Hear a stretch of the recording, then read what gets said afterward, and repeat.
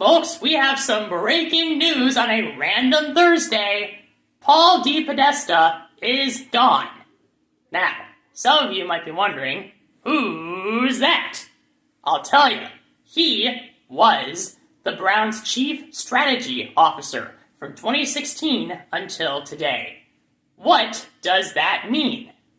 Well, honestly, that's up for interpretation. Some people believe he was truly the brains of the Browns' operation since 2016. Some people believe he was just a guy in the room doing the numbers. He was the numbers guy. And some people believe he was somewhere in the middle. Maybe he was buddy-buddy with Andrew Berry, or maybe he was just a guy that was there but still had influence. There are a lot of varying opinions about this guy who is no longer on the Browns. What do I think about him? Is it good that he's gone? Well, I'll tell you this. A lot of Browns fans cannot stand the guy. Should he not be here anymore? Yes. Correct. Is he the biggest reason why the Browns are a dumpster fire? No.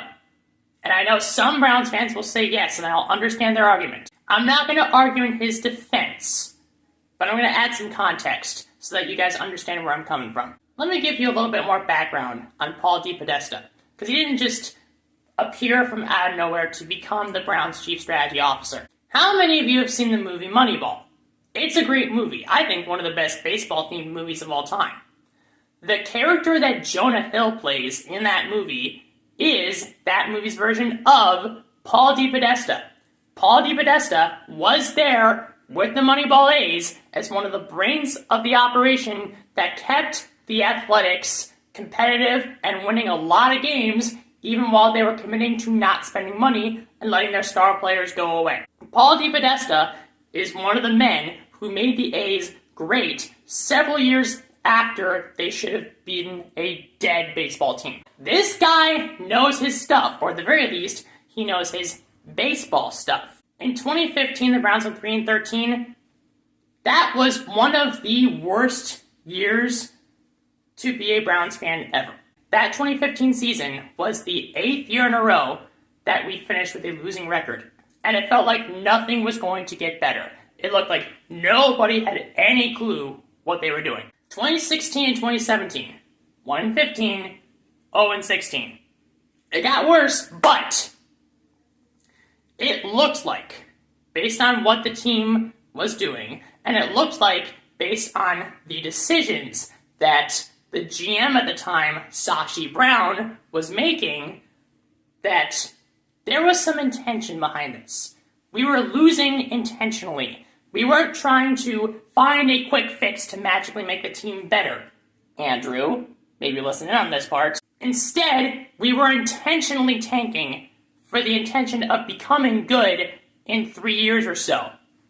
And look what happened from the great tanks of 2016-2017. We draft 4 players that would become a part of the Browns' core going forward, and all 4 of these players were elite. Myles Garrett, Baker Mayfield, Nick Chubb, Denzel Ward. That is an elite core of 4 players. 2 offense, 2 defense. That's as good as it gets. That is spectacular. We were rewarded by those tanks, by those atrocious Browns teams in 2016 and 2017 with 4 elite players. And what did we do with them after that? We had 1 year where everything kind of came together and we won a playoff game. That was nice. That was our only playoff win with that core.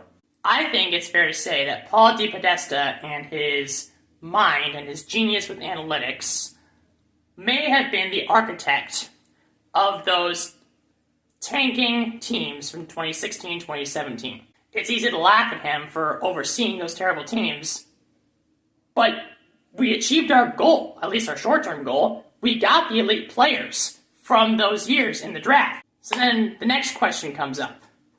At what point does Paul DePodesta's influence end and Andrew Berry's influence begin? Or perhaps more importantly, at what point does Paul DePodesta's influence end and Jimmy Haslam's influence begin? 2018, 2019, those years were weird. Because Sashi Brown, the original GM that Paul DePodesta worked with, is gone. John Dorsey is in. John Dorsey is actually the one who makes the great draft picks of Baker Mayfield, Denzel Ward, and Nick Chubb. And yet 2018, 2019, we still have losing records because of other terrible decisions that were not Paul DePodesta's fault. 2020, now we hire another GM who has an analytical background, at least supposedly, in Andrew Berry. There we go. We have Andrew Berry, Paul DePodesta. They're going to be buddy-buddy. Two guys from Yale. These guys are Ivy League geniuses. These guys are going to build a special team. Look what happened in 2020. A special team appeared in Cleveland. What? This team makes the playoffs, humiliates the Steelers in their own building. This is magic. Yes, these Ivy League geniuses have gotten us to a place we haven't been to in over 25 years. It had been over 25 years since our last playoff win. We've gotten there now. Look at us go. Oh my goodness. And then what happened after that? 2021, how can you blame that on Paul DePodesta? 2021 was bad because Baker got hurt. Well, what happened? What was a major event that took place what was a major event that Paul DePodesta maybe was the architect of himself? What major trade? I'll make it more specific. What major trade took place that Paul DePodesta was reportedly a major architect of? Oh yeah, the one that has been burying this team in the ground ever since I didn't even mean it to. I didn't even mean to do that. I just had to build up a saliva on my throat. Oh my gosh. I guess that's what Deshaun Watson does to a guy. So who truly was the architect of the Deshaun Watson trade? Some people say it was Jimmy Haslam making the decisions himself from the very top. Some people said it was Andrew Berry deciding to push the button.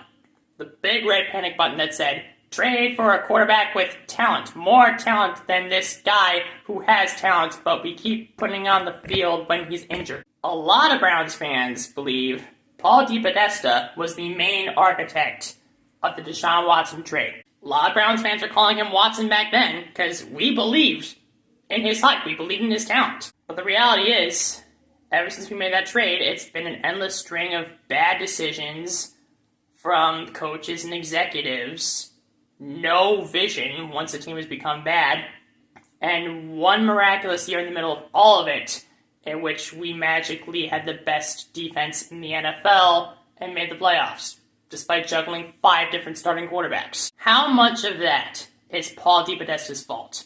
Here's my opinion. Out of the 4 guys that I yell at the most, and I'll include DePodesta in this group because a lot of Browns fans yell at him a lot, and I don't blame them. Out of DePodesta, Andrew Berry, Kevin Stefanski, Jimmy Haslam, which of those 4 guys is the most responsible for the state of the Browns today? I'm telling you right now, DePodesta is the least responsible out of those 4. What was his job in Oakland with the Athletics? His job was to provide the numbers, provide the stats, provide the data that other big market teams like the Yankees or Dodgers didn't care for at the time, so that the Athletics could become a great team in spite of not spending money. Despite not spending money. I know how to use correct words. What was his job here? I imagine, to a degree, the job description was pretty similar. Here are the numbers on these guys. Here are the numbers on these guys. These guys might look better with the basic statistics, but here's why these guys will help this team more than these higher profile guys will. I imagine his job description was something along the lines of that. And if that's the case, I think it's good to have that kind of guy on the team. At least have that guy in the executive branch of the team working with the GM or as a voice in the same room as the GM so you can make good decisions. Problem is, good decisions weren't being made while he was in the room. DePodesta did need to be fired. And you want to know what's crazy? He didn't even get fired. We didn't fire him. He walked away on his own to the Colorado Rockies, a team that is essentially the Cleveland Browns of baseball. The fact that we didn't fire the guy who needed to be fired proves to me that there is a bigger issue. Looking at you, Jimmy, that's on you. You need to make it clear that this team not having a cohesive vision is a problem.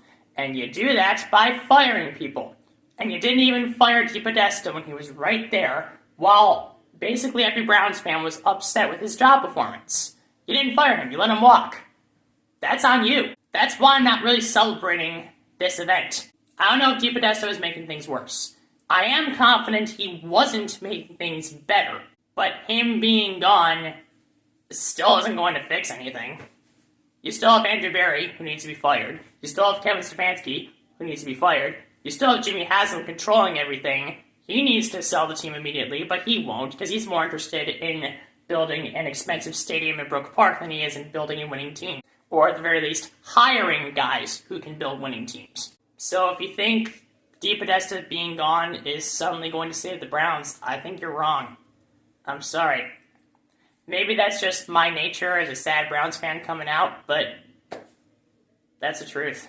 I'm sorry, guys. That is it for this one. Thank you very much for watching. If you enjoyed this video, please click like. If you want to see more of my videos, please click subscribe.